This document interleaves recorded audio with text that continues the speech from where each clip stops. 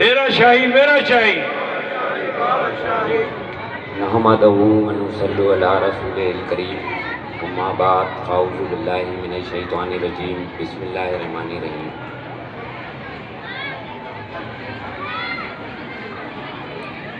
تمام ذاکرین کو میری طرف سے السلام علیکم۔ سب سے پہلے میں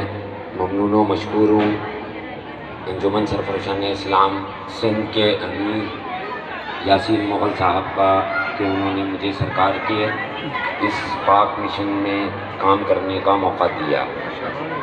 اور زاہد حسین بھائی سندھ علماء کونسل کے چیئرمین، ہماری خوش نصیبی ہے کہ وہ یہاں آج تشریف فرما ہیں، اور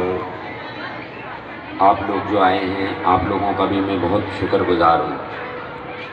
اور سرکار کا جو مشن